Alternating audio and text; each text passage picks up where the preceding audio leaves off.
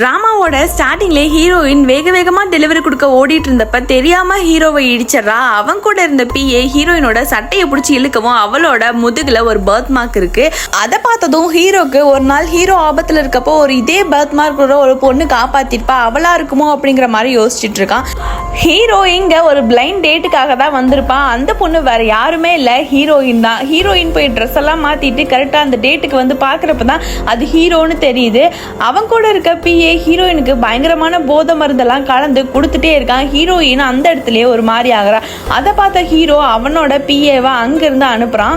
அன்னைக்கு நைட்டே ரெண்டு பேரும் ஒன்னா இருக்க ஆரம்பிக்கிறாங்க. அப்பவும் ஹீரோ அந்த பர்த் மார்க்கை பாக்குறான். அடுத்த நாள் காலையில எந்திரிச்சதும் ஹீரோயின் ஹீரோக்கு தெரியாம எப்படியாச்சும் ஓடிடணும்னு நினைக்கிறப்பதான் அவளை யாரோ கடத்தி கொண்டு போயிடுறாங்க.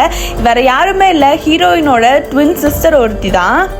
இவோ ஹீரோ கூட டேட் பண்ணது சுத்தமா பிடிக்காததுனால ஒழுங்கா அவனை விட்டு போயிரு அப்படிங்கிற மாதிரி இவளை பயங்கரமா மிரட்டுறான்.